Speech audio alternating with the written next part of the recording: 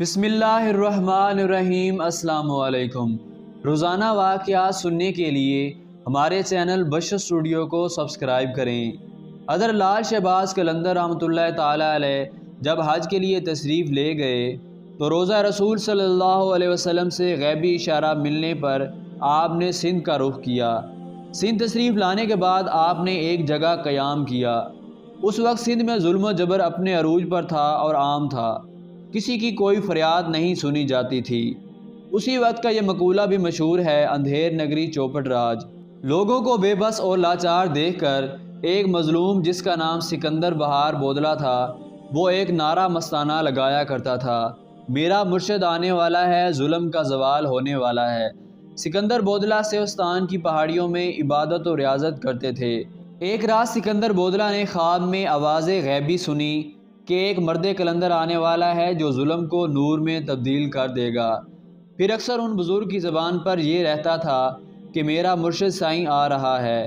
اس نعرے کو سن کر شہر کے لوگوں کے دلوں سے دعا اٹھتی کہ خدا کرے ہمارا خیر خواہ جلد آئے اور ہمیں راجہ کے ظلم سے بچائے۔ بودلہ کی آواز میں ایسی کڑک تھی کہ راجہ کے قلعہ کی دیوار کو چیرتی ہوئی اندر آ جاتی تھی۔ رات کے اندھیرے اور سناٹے میں یہ پرسوز آواز اہل قلعہ کی نیندیں اڑا دیتی تھی۔ شروع میں تو راجہ اور قلعہ کے لوگوں نے اس آواز کو نظر انداز کر دیا تھا، لیکن جب نعروں میں شدت آ گئی تو وہ بھی بکھلا اٹھے۔ ان زوردار نعروں نے نہ جانے کیوں راجہ کو خوف زدہ کر دیا تھا۔ بالآخر راجہ کے سپاہی گئے اور اس کو گرفتار کر کے راجہ کے پاس لے آئے۔ راجہ کے سامنے بھی سکندر بودلہ کی زبان پر یہی الفاظ اور نعرے تھے۔ راجہ غضبناک ہو گیا اور اس نے سکندر بودلہ کو قید کروا دیا، لیکن قید خانے میں بھی اس کے نعرے بند نہ ہوئے۔ راجہ رات بھر اذیت کی آگ میں جلتا رہا۔ صبح ہوئی تو اس نے وزیر کو طلب کیا۔ وزیروں نے کہا کہ بودلہ کی کھال ادھیڑ دی جائے، اپنے آپ ہی دماغ ٹھکانے آ جائے گا۔ راجہ نے اجازت دے دی اور سکندر بودلہ پر ظلم کی بارش کر دی گئی، لیکن ان کی زبان پر یہی الفاظ تھے کہ میرا مرشد آنے والا ہے، ظلم کا زوال ہونے والا ہے۔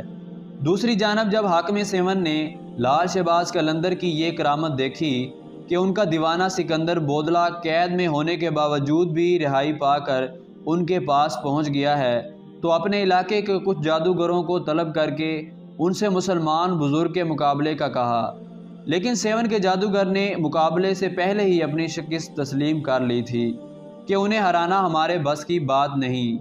البتہ جادوگروں نے راجہ کو مشورہ دیا کہ اگر کسی طرح مسلمان درویش کو حرام غذا دے دی جائے تو اس کی روحانی قوت ساری ضائع ہو جائے گی اور پھر ہمارے جادو کی طاقت اس پر غالب آ جائے گی۔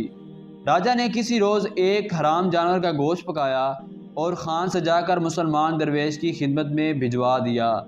جب یہ خان حضرت لال شہباز قلندر کی خدمت میں پیش ہوا تو کھانا دیکھتے ہی آپ کا رنگ متغیر ہو گیا اور آپ نے یہ کہہ کر خان سے بھرے ہوئے کھانے کا پلیٹ الٹ دیا کہ ہمارا خیال تھا کہ وہ کافر اتنی نشانیاں دیکھنے کے بعد ایمان لے آئے گا، مگر جس کی تقدیر میں ہلاکت و بربادی لکھی جا چکی ہو اس سے اللہ کے سوا کوئی نہیں ٹال سکتا۔ مرشد کے اس عمل سے خود ان پر لرزہ طاری ہو گیا۔ پھر دوسرے ہی لمحے زمین بھی لرزنے لگی۔ سیون زلزلے کی لپیٹ میں تھا۔ زمین نے 2 کروٹیں لیں اور طاقت و اقتدار کا سارا کھیل ختم ہو گیا۔ ادھر درویش کے سامنے خان الٹا پڑا تھا اور ادھر حاکم سیون کے قلعے کی بنیادیں الٹ چکی تھیں۔ جبکہ ایک روایت جو عام طور پر لوگوں کی زبان پر ہوتی ہے کہ ایک مجذوب حضرت لال شہباز قلندر رحمۃ اللہ تعالیٰ علیہ کا دیوانہ تھا اور اس کو ساری دنیا میں حضرت لال شہباز قلندر رحمۃ اللہ تعالیٰ علیہ سے زیادہ کوئی عزیز نہیں تھا۔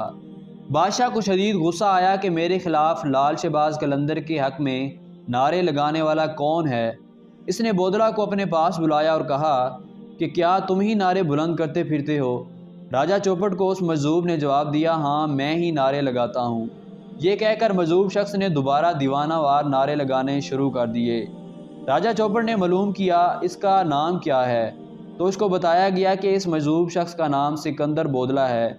راجہ چوپٹ نے کہا کہ قلندر کے حق میں نعرے لگانا بند کرو۔ یہ سن کر بودلہ کی آواز میں مزید شدت آ گئی اور اس راجہ کی بد دماغی اپنے عروج پر پہنچ گئی اور اس نے حکم دیا کہ مجھ سے بغاوت کرنے کے جرم میں اس مجذوب کو ذبح کر کے پکایا جائے اور اس کا گوشت کھا لیا جائے۔